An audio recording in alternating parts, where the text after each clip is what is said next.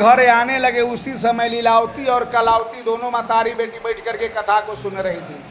वैसे सुनने के बाद में भगवान की दया दृष्टि हुई, ऐसा कार्य हुआ और सुन करके भगवान सत्यनारायण स्वामी की कृपा कार्य करने के लिए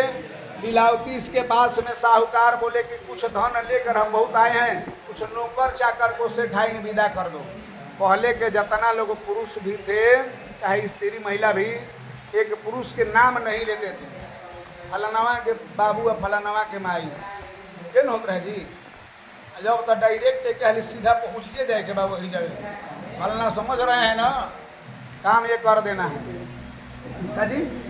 सर्वदे कल्याण कारण भाजित समय से ही सेठ जी कहे कि देखिए सेठाइन कुछ नौकर चाकर को विदा करो, बहुत सा धन लेकर के हम लोग आए हैं। तो लीलावती बोली कि हे पुत्री कलावती, ऐसा करो कि तुम तब से पूजन करो, हम आ करके देख करके आते हैं कि जो भी हमारे पास में आने जाने वाला है क्या हुआ क्या नहीं। हो सकता है कोई झूठ भी बोला होगा, क्यों भाई, इसलिए कि जिसके घर में अगर पति कार्य होता है और मन में विचलित कार्य होने पर सब लोग ध्यान देता है, अगर घर में पुरुष न हो,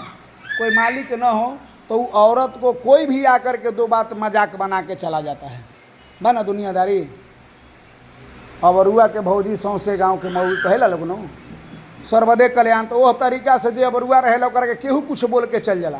लीलावती बोली कि हम जाते हैं देखने के लिए, है बेटी तुम पहले कथा को सुन लो, इसके बाद में जो होगा हम देखेंगे। ऐसे मन में ले करके और कथा को श्रोता सुनने के लिए भगवान की दया दृष्टि हुई और श्रद्धा भक्ति से कार्य करने लगे। ऐसे लीलावती जाती है वहाँ पर तो कोई दिखाई नहीं दिया, आने में बहुत सा लेट होगा। तब से घर पर जो लीलावती कलावती कथा को सुन रही थी,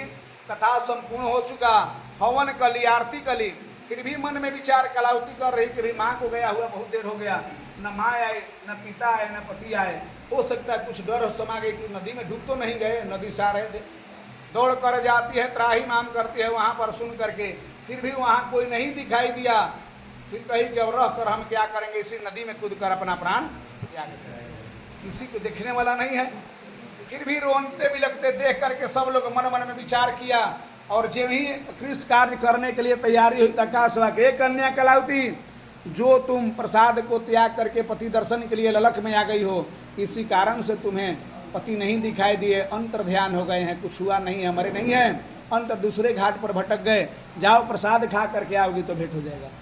दौड़ करके आई, माथा टेकी भगवान के शरण में, प्रसाद खाई या फिर नदी के किनार पर गई तो वहाँ पिता और पति माता तीनों लोग बैठ करके आते हुए दिखाई दी। फिर कहे कि हे प्रभु, हे स्वामी, हे पिताश्री, हम लोग को बहुत बार बार दुख हो रहा है, पहले नदी के किनार पर हम लोग कथा सुनेंगे तब कुछ होगा। तो ऋतु फल केदली फल को तोड़ के नदी के तट पर वही नदी पर कथा सुनी, कथा सुनकर प्रसाद खाई और कहे कि हर जब तक हम जीवित रहेंगे, हर पूर्णमासी हर संक्रांति के रोज भगवान की कथा हम सुनेंगे। और रक्षा करने के लिए सब लोग मन में विश्वास लेकर के उदित कार्य के और वहीं से संरक्षित कार्य के प्रसाद खा करके भगवान उनके ऊपर प्रसन्न होकर के ध्यान देने लगे। ये तीसरी स्कंद पुराने